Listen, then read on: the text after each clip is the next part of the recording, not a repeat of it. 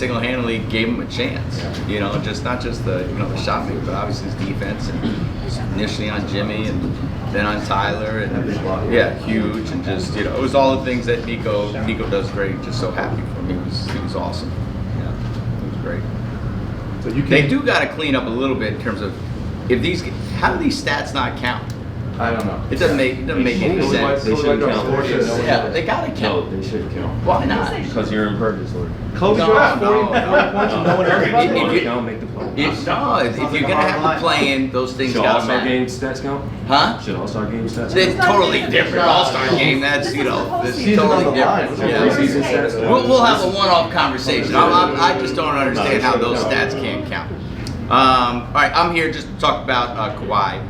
No real update per se, but I know obviously it's a question you guys ask T. Lou all the time. So just want to be a bit of context, and if you have any questions, feel free to fire away. Obviously, Kawhi's been dealing with inflammation for almost 3 weeks in his right knee. He's doing everything. Our medical staff is doing everything to get the inflammation down so he can play. Progress has been made, but more progress the inflammation needs to continue to reduce so he can do functional basketball movements. We're hopeful it's going to get there. In terms of practice participation, I know you guys have asked Ty, he's able to do all the mental preparation part of it, the film study, the personnel review, hasn't done any contact. And we'll just take it day by day. And I know from your guys' standpoint, you guys have to ask the questions. The one thing I share with you is that inflammation's unpredictable. So we'd love to have a crystal ball, and Kawhi would love to have a crystal ball and know exactly on this day, but you just control what you can control, and hopefully the inflammation reduces in a short amount of time, and he's back on the court. That's the goal. There's a report today that he received an injection to that knee to reduce the inflammation. Yeah, we don't comment on any specific treatments, obviously. What I'd share with you, Ohm, is he's doing everything he can, and we're doing everything we can medically, but specific treatments, regardless of the player, we would never comment. Can this be likened to the actions he had I think last year? I think he played a couple games and had inflammation in that knee and was out for about 3-4 weeks. Can it be likened kind of to that? Different. Yeah, different.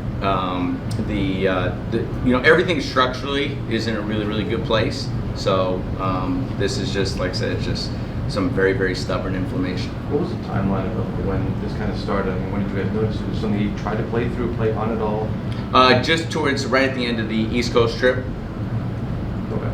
Lawrence, from what you've heard from the medical staff or coaches, would he be able to play on Sunday? He'll be questionable for Sunday. Like I said, and I'm trying to be as transparent as possible. It's just very unpredictable. So like if things continue to get better and better, there's a chance. So we'll be hopeful, but just to get ahead of it, he'll be questionable for game 1. Would you guys have to? I mean, it'd be hard to just throw him in if he hasn't done a lot of contact out here yet, right? Yeah, it's Thursday though, right? So in terms of based on where we're heading, is it possible he could play? Sure, it's possible. It's Thursday, and like I said, with each day, we'll know more and more. Yeah. But obviously it's the playoffs, so the stakes are high. But you guys are always very careful with your athletes and guys like Kawhi. So I mean, is there any differentiate? Look, if this is a Tuesday in October versus now. Look, we'll never put an athlete on the court if they're at risk for injury, and as you guys know, especially you guys who are around Kawhi every day, this guy lives for these moments. He played 68 games this year. He's done a ton of heavy lifting, and he prepares himself to be his best when his best is needed. So he's going to do he has everything in his power to get on the court. Obviously, if he's not healthy to play at a certain moment, then he won't be out there. And that's kind of been since Kawhi's tenure, and that's kind of what we've shared through the course of this, is that when Kawhi's healthy, he plays. And some things you can't control, regardless of how meticulous he is with his body and everything that goes into playing. You can only control what you can control, and you kind of got to surrender to the things you can. If he is healthy to play. Has there been any level of setback, or has everything been smooth ever since he stopped playing after the Charlotte game? Yeah, I think the thing with it is, like I said, is you're hopeful that the inflammation. I think we've seen some progress here recently, and we're hoping that it continues to go in that direction. How do you measure that progress? Is it progress in terms of like swelling going down, or is it progress in terms of what he's able to do specifically? Well, they're all kind of tied together, right? Because if inflammation doesn't go down functionally, you can't make certain movements on the court that you need to make. So it'll be tied together. Well, no, If he- the unpredictability of it, like, is there a chance that this could pop up again after 2 games or something if he's able to return? Yeah, I mean, look, I don't have a crystal ball, so I don't want to forecast, what could or couldn't happen because no one knows. If he is able to play, would it be a minutes restriction on Sunday? I don't even know that answer at this point. What does the ramp up classes look like for him as far as like being comfortable to throw him in a regular workload? Yeah, I think, with it is you start with on-court work and then you continue to build up on it and you get to a point where both from, first from Kawhi's standpoint and then from a medical standpoint, we're comfortable where he can play in a high-level playoff game that we all know, the intensity level that's required in those games. Well, what's the level of concern that it could lead to more than just inflammation, and that it could be more serious than what even he knows, you guys know? No, I think, look, we have, like I said, obviously for medical information, very confidential, but we would never put Kawhi or anyone on the court, like if there's grave risk or there's risk for future injury that's easily predictable. We're hopeful that this inflammation, that will get it reduced and he'll be back on the court as quickly as possible. But like I said, you can't predict something that's unpredictable. Because it's been the same knee, the idea that anything is functioning improperly, is that been thought of, considered? Oh yeah, look, I mean, we actually have guys with MDs and like they like study this every day, and Right. no, I mean they have all the imaging, the scans, and everything. So it's a very, very intelligent group. So like I said, we're dealing with inflammation, and that's what we're dealing with. Is the inflammation from the MCL or the ACL or both?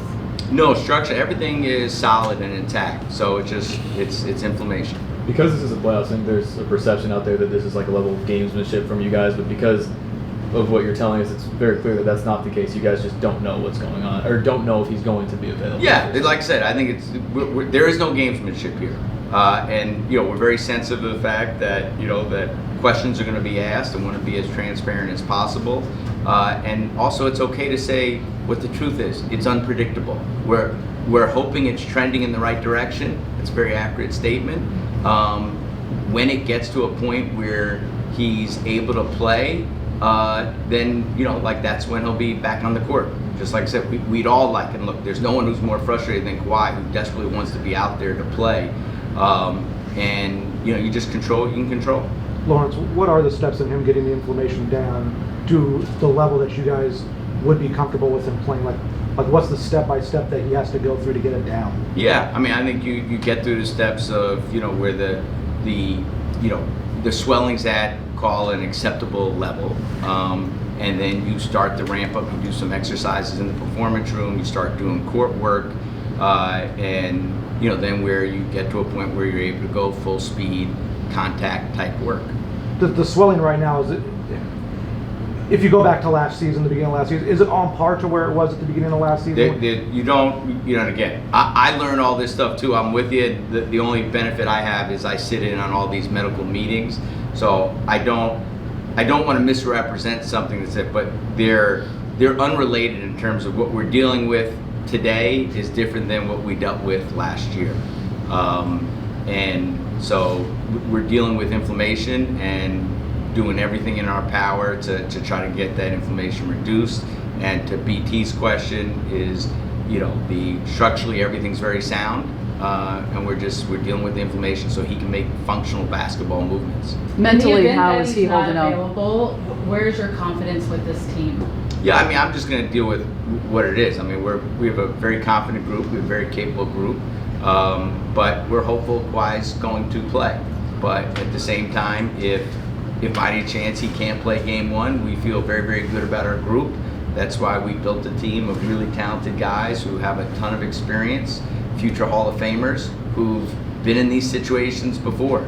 And guess what? It's as frustrating as it is, for Kawhi, for our team, just in terms of to deal with this, it's reality around the NBA. You go around and it's a very this is part of the thing, and this is what you sign up for, and you just deal with it. So hopefully Kawhi is available for every game, but if he's not, we'll be ready.